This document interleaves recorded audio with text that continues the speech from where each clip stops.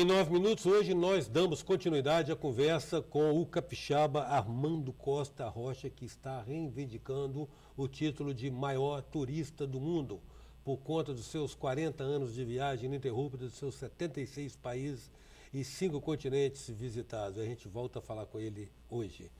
Armando, disse que uma coisa que se aprende na estrada é um velho ditado que diz assim: em Roma como os romanos. Você sempre teve, você desenvolveu, você percebeu isso na prática, a necessidade de, ao chegar em cada desses tantos lugares que você visitou, se colocar de maneira a parecer com as pessoas que moram naquele lugar? Não, eu tentava sempre compreendê-las. Eu chegava no lugar, deixava eles se aproximarem. Eu não forçava uma aproximação. Eu chegava, ficava estudando-os, tentando compreender por que é isso, por que é aquilo, está entendendo? É isso que acontecia. Então, pouco a pouco, eles chegavam. Agora, tem outra coisa também que eu tenho que citar, é que eu sempre adorei e eles sempre me adoraram. Em qualquer país que eu ia era assim, era cachorro e criança. Eles me adoravam, onde eu estivesse, era sempre cercado. Tá entendendo? Inclusive, eu vou falar uma que me impressionou demais mesmo, foi em São Petersburgo, que tinha uma criancinha pequenininha, tá entendendo? Uns 2, 3 aninhos. Quando você foi lá a primeira vez, devia chamar Petrogrado ou Stalingrado, Era Leningrado. Era Leningrado. Leningrado. Era Leningrado. Agora São Petersburgo. Linda, né? Linda. São Petersburgo. Mas é linda, inclusive fizeram reforma, então é uma coisa fantástica. No princípio não, por princípio eu só tive até Moscou, tá entendendo? Que inclusive o próprio... O que você achou de Moscou? O que você achou de Moscou? Tirando a Praça Vermelha, que tem uma catedral lindíssima lá de São Basílio, o que você achou? Moscou eu fui, não sei se você ainda existia, porque isso aí foi em 69. Eu tive lá no Berlim Hotel, que ficava perto do Kremlin. Bem, o que me surpreendeu é que falavam, Deus me livre, não sei o que, vão te perseguir. E eu juro que foi uma verdade, ninguém me perseguiu. Eu ia para o hotel, veio um intérprete em português, porque para começar para ir lá, quando eu fui na Inturista, porque é a Inturista que resolvia, que dava visto a todos os negócios. Então eles falaram assim, eu falei assim, eu quero visitar a Rússia. Aí eles falaram assim, quanto é a diária? Está entendendo? Aí eles falaram entre eles, falaram assim, $100. Aí eu falei, meu Deus, $100. Aí eu puxei, eu tinha um montão de dólares, eu puxei. Aí eles, por quê? Porque eles me puseram como turista de primeiríssima categoria, porque olharam comigo, eu estava praticamente numa camisa assim, aberta, um short e de chinelo, então eu falei, bem, esse cara é um hippie. Então eu falava, $100, bem, você vai sumir, não vai querer. E eu tomo aqui, paga tudo. Aí eu cheguei lá, tive intérprete na língua minha, tá entendendo? E conversei. Eu vou contar até uma história interessantíssima que aconteceu, que você vai gostar dela. Eu estava lá, eu fui para o Astoria Hotel, entende? Um banheirão enorme, eu cantava música italiana e tudo. Mas o principal foi que eu encontrei um venezuelano, que estava lá, e vou contar essa história, que é bem interessantíssima agora, para você ver. E então, nós estávamos conversando, não sei o que, ele me falou assim, Armando, eu vou te contar uma história. No tempo do Lenin, não sei o que, e falaram assim, é o seguinte, sobre briga de comunismo, não sei o que, ele falou assim, bem, engraçado, no tempo do reinado, entende? Do czarismo. Porque não, foi Lenin dando discurso, perguntou assim, por que o senhor idoso, por que o senhor não bateu palma para nós, para mim? Ele falou, por que, meu senhor Lenin? Porque antigamente era o seguinte, o reinado era isso aqui, era o ouro, o povo era nós embaixo, não, o comunismo era embaixo e o povo era do centro. Então vocês batiam, pum, pum, pum, a monarquia.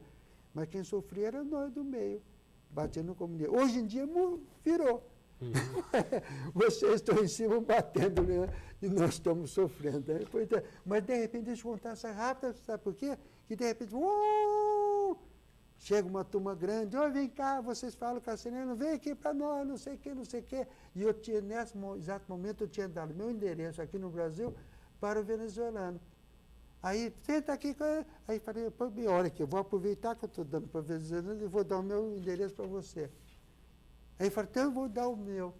Não sei o que, secretário-geral da Central de Trabalhista de Cuba Havana. Aí eu falei, meu Deus do céu, eu não vou lá. Bem, vamos parar agora, vamos continuar. Vamos lá, Benjamin, eu quero saber de você. Há povos mais amáveis culturalmente e outros mais hostis. Eu, pessoalmente, achei o povo moscovita hostil. O que você achou dos lugares onde você achou que os povos eram mais gentis, acolhiam melhor, tinham um melhor acolhimento a você? Bem, eu adorei um povo que minha esposa não é muito amante dele, não, é engraçado. Tirando esse que os alemães me adoram, eles me convidaram, toda hora me convidaram para a casa deles e tudo, é o povo inglês. E digo por quê? Porque é um povo que está toda hora, bom dia, boa tarde, boa noite, como vai você? Isso dá uma sensibilidade tamanha, tanto que eu pensei até fazer aqui no Brasil, eu queria dizer, eu vou começar em Guarapari. Eu vou fazer o seguinte, todo mundo dá bom dia. Meu Deus do céu, custa alguma coisa. Inaugurar a era da gentileza, né? A gentileza. E agora, a coisa que me sensibiliza é isso. Coincidiu em algum momento que você teve em algum desses países, coincidiu de algum grande evento acontecendo? Por exemplo, vou te citar um exemplo. Não, já foi agora mesmo, eu te dei. Lei marcial na Polônia. Eu estava na Polônia, foi decretada a lei marcial. Teve mais exemplos disso nessas andanças todas, esses 40 anos? Tem Nunca coincidiu, muito não? lugares que eu ia. E quando chegava lá, estava acontecendo alguma coisa. Sim. Afeganistão. Eu passei. Cabul, você foi onde? Cabul? Cabul, Dará, tudo. Então, foi interessante que eu estava saindo. E vou contar outra coisa interessantíssima também, é tanta coisa para contar que ficou louco. É que na Índia, eu estava com um pivô, entende? Isso é interessante, eu estava com um pivô, saiu, então eu perguntei na embaixada, um dentista, eles me recomendaram que tinha, inclusive, que era do embaixador. Aí eu cheguei lá, o dentista pegou meu dente,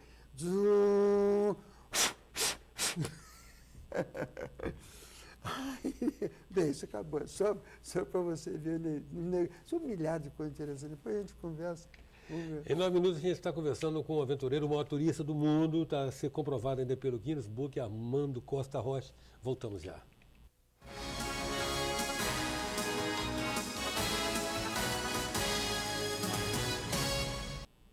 Voltamos com 9 minutos que traz hoje o turista profissional Armando Costa Rocha. Lembrando, profissional não é que exista essa categoria, porque o cara que andou tanto quanto ele, viajou tanto tempo, já pode reivindicar essa titulação.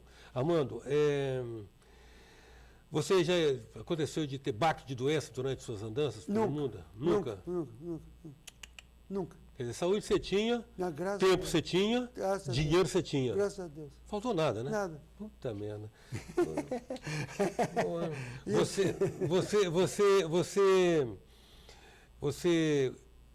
como é que é essa questão de lidar com os povos, aquilo que eu já tinha te perguntado antes, mas eu tenho interesse em saber, porque a cordialidade é de uma cultura típica de um povo. Você falou que você achou o inglês por causa do refinamento, por causa do tratamento. Da gentileza, bom dia, boa tarde, boa noite, não sei o quê.